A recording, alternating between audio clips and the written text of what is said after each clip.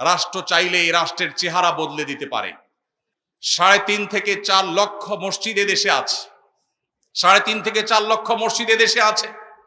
এই মসজিদগুলোতে জুমার দিন দুপুর 12:30 থেকে 1:30 পর্যন্ত যে পরিমাণ মানুষ উপস্থিত থাকে, আমরা যদি 4 লক্ষ মসজিদ ধরি এবং এক একটা মসজিদে যদি গড়ে 300 মানুষ উপস্থিত থাকে, এটা আমরা ধরি জুমার নামাজে ঠিক খুতবার চলাকালীন সময়ে, তাহলে দেখা যায় সারা দেশে কয়েক কোটি মানুষ মসজিদে ইমাম সাহেবদের কথা, খতিব সাহেবদের বক্তব্য শুনবার জন্য হাজির হয়েছে।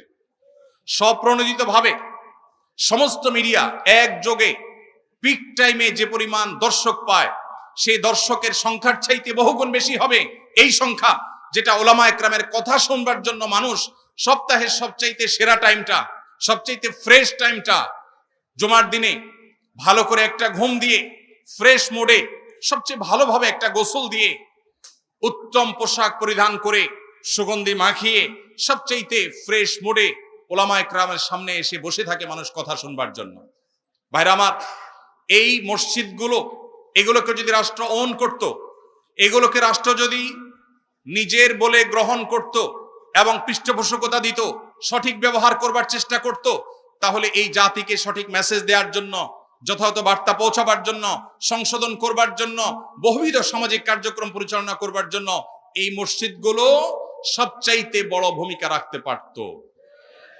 অথচ দুর্ভাগ্য, ইমাম সাহেব, খতিব সাহেবরা, মুয়াজ্জিন সাহেবরা, মসজিদগুলো সবচাইতে অবহেলিত এই দেশে। প্রিয় ভাইরা আমার, এই দেশে যে সমস্ত প্রাকৃতিক দুর্যোগ হয়ে থাকে, আমরা আমাদের আসুন্নাহ ফাউন্ডেশনের বিভিন্ন কার্যক্রম পরিচালনা করবার মধ্য দিয়ে আমাদের যে অভিজ্ঞতাটুকু হয়েছে, তার আলোকে আমরা বলতে পারি সবচাইতে বেশি দুর্যোগে মোকাবেলায় মসজিদগুলো আমাদের সবচাইতে বেশি সহায়ক ভূমিকায় আসে। কারণ মসজিদগুলোতে ইমাম খতিব সাহেবরা এলাকা মানুষকে অনুপ্রাণিত করে অন্যের কষ্ট দূর করবার জন্য তাদেরকে বের করে দেয়, মানুষকে উৎসাহিত করে, মানুষকে তার সর্বস্ব ত্যাগ করবার জন্য শিক্ষা দিয়ে থাকে। এটা মসজিদগুলো থেকে হয়। অতএব যদি সারা দেশের মসজিদের ইমাম সাহেবদেরকে যদি রাষ্ট্র ওন করত, তাহলে দেখা যেত অনেক দুর্যোগ আছে, অনেক ঝড়, জলোচ্ছ্বাস, বন্যা, বিভিন্ন রকমের দুর্যোগ আছে, যেই দুর্যোগগুলো মোকাবেলা করতে মসজিদগুলো নেতৃত্ব দিতে পারতো, সমাজের চেহারা বদলাতে পারতো। আমরা পরিবেশ দূষণের শিকার, আমাদের কর্মকাণ্ডের কারণে, নানা ভুল পদক্ষেপের কারণে আজ আমরা পরিবেশ দূষণের শিকার। আপনারা দেখেছেন বিভিন্ন সময় পরিবেশ সেক্টরে যে পরিমাণ বাজেট আছে, সেখানে হরিলুট সবচেয়ে বেশি হচ্ছে। শুধুমাত্র মসজিদের ইমাম খতিবদেরকে যদি রাষ্ট্র যদি তাদেরকে পরিবেশ সুরক্ষা করবার জন্য যথাযথভাবে তাদেরকে যদি ব্যবহার করত, তাহলে দেখা যেত পরিবেশ সুরক্ষার ক্ষেত্রে ওলামা একরাম সবচেয়ে বেশি অবদান রাখতে পেরেছেন। ভাইরা আমার, এইভাবে মসজিদ মাদ্রাসাগুলোকে, ওলামা একরামকে যদি রাষ্ট্র অন করত, তাহলে সেক্ষেত্রে দিন শেষে রাষ্ট্র বেনিফিটেড হতো, উপকৃত হতো, কিন্তু সেটা হয়নি। সময় এসেছে সেটিকে পরিবর্তন করবার, সেটি আমাদের করতে হবে ইনশাআল্লাহ। আল্লাহ আমাদের সবাইকে সেই তৌফিক দান করুন।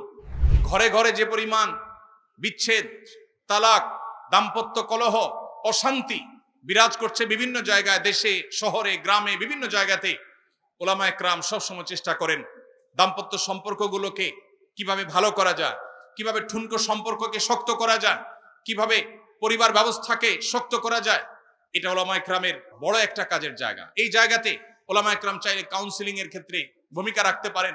বিভিন্ন উন্নত দেশে মহল্লা মহল্লা কাউন্সিলর আছে।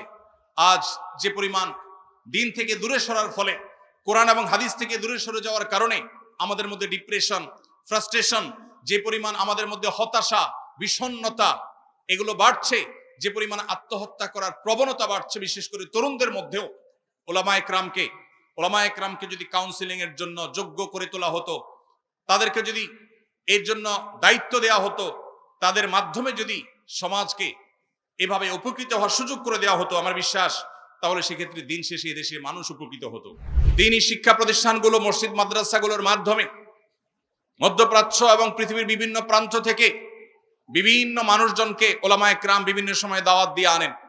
অনেক ব্যবসায়ী, অনেক দানবীর, অনেক আল্লাহ ভীরু, তারা আল্লাহর খাতিরে এদেশে আসেন। অজস্র অগণিত টিউবওয়েল, মসজিদ মাদ্রাসা, তারা অবকাঠামো, কালভার্ট, অনেক ক্ষেত্রে তারা অবদান রেখেছেন। কি পরিমাণ টাকা শুধুমাত্র বাহির থেকে এই দেশে এনেছেন ওলামা একরাম, সেটার হিসেব, প্রকৃত হিসেব কেউ আজও পর্যন্ত করেছে বলে আমার জানা নেই। কোন পরিসংখ্যান, কোন গবেষণা আজও পর্যন্ত ওলামা একরামের সে অবদানকে তুলে আনতে পারেনি। যদি আনা হয়, আমার বিশ্বাস চোখ কপালে উঠার মতো একটি বিষয় হবে এটি, যে পরিমাণ বিদেশি মুদ্রা বা যে পরিমাণ বিদেশি দান ওলামা একরাম এদেশে এনেছেন, এদেশের কাজে বিভিন্ন এনজিও গুলো, ইসলাম বিরোধী অপশক্তিগুলো, পশ্চিমাদের বিভিন্ন এজেন্টরা, তারাও বিদেশ থেকে ফান্ড আনে, কিন্তু সে ফান্ড, সে সমস্ত তহবিল এদেশে মানুষের চিন্তা, চেতনা, বিশ্বাস, ঈমান, শিক্ষা, সংস্কৃতি, কৃষ্টি, কালচার, এগুলোর বিরুদ্ধে পশ্চিমা সংস্কৃতিকে আরোপ করবার জন্য, চাপিয়ে দেওয়ার জন্য, প্রতিষ্ঠিত করবার জন্য সে সমস্ত তহবিল তারা এনে থাকে, ব্যবহার করে থাকে। কিন্তু ওলামা একরাম যে সমস্ত তহবিল আনেন, সেগুলো এনে তারা এদেশে ইয়েতিমদের লালন পালন করেন, মসজিদ মাদ্রাসা গড়ে তোলেন, সেখান থেকে সৎ যোগ্য নাগরিক গড়ে তোলার চেষ্টা করেন।